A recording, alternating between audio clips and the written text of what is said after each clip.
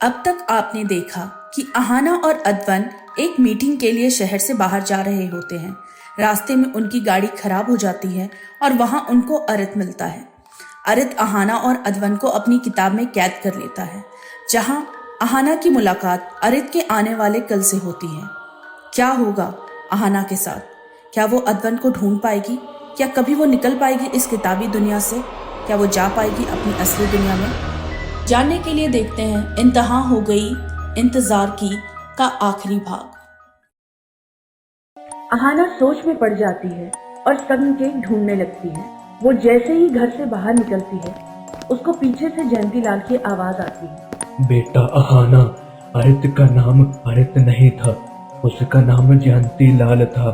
और ये याद रखना कि जो अभी हो रहा है वो पहले भी कई बार हो चुका है।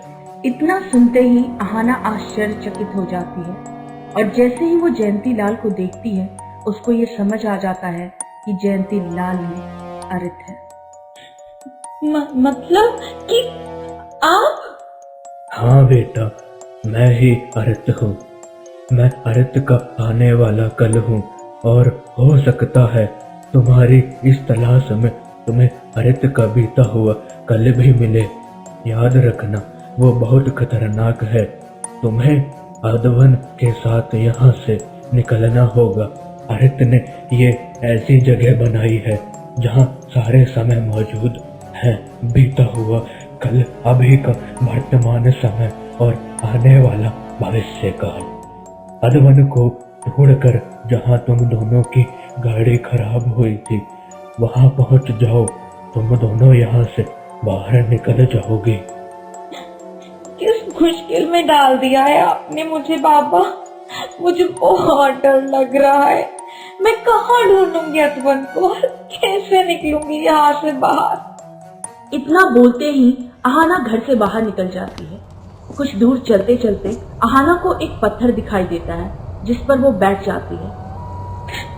वो क्या पहेली हो सकती है? इंतहा हो गई इंतजार की, आई ना कुछ खबर मेरे यार की। ये किताब का नाम है। ये अगर किताब का नाम है तो अरित भी यही गाना गा रहा था गाड़ी में। इसमें क्या संकेत हो सकता है? इंतहा हो गई इंतजार की, आई ना कुछ खबर मेरे यार की।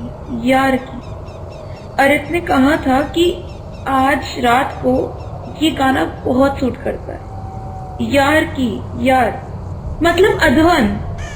इंतहा हो गई इंतजार की। बाबा ने कहा था कि मैं बस इंतजार ही कर रहा था। गाड़ी खराब हुई जब तब दूर दूर तक कोई नहीं था और एकदम अरित आ रुका। मतलब उसको पता था कि हम आ रहे हैं। वो हमारा ही इंतजार कर रहा था। इंतहा हो गई मतलब कि बहुत समय से इंतजार जो मैं कर रही थी अदवन का। मुझे पता है अदवन कहाँ मिलेगा। अहाना ने जहाँ अदवन को आखिरी बार देखा था, वो भागकर उसी जगह जाती है और उसको सामने अरित का फार्म हाउस दिखता है, जहाँ उसको बहुत सारे लोगों की रूहें दिखाई देती हैं।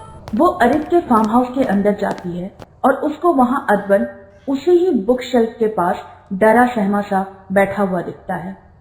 अदवन, अदवन, मैं आ गई, उठो अदवन, उठो। अहाना, तुम यहाँ कैसे? हमें यहाँ से भागना होगा। अरित कुछ दिन पहले ही फार्म हाउस से बाहर गया है। उसके आने से पहले हमें यहाँ से निकलना होगा। मेरे साथ चलो, मुझे पता है कहाँ जाना है। अहाना अदवन का हाथ पकड़ के भागती है। जैसे ही वो दोनों फार्म हाउस के बाहर निकलते हैं, उनको अरित की गाड़ी दिखती है। अरित कुछ लोगों को फार्म हाउस के अंदर ले जा रहा हो। काफी अंधेरा होता है तो अहाना और अदवन दोनों अंधेरे का फायदा उठाकर अरित की नजरों से बचकर निकल जाते हैं और वहां पहुंच जाते हैं जहां उनकी गाड़ी खराब हुई थी।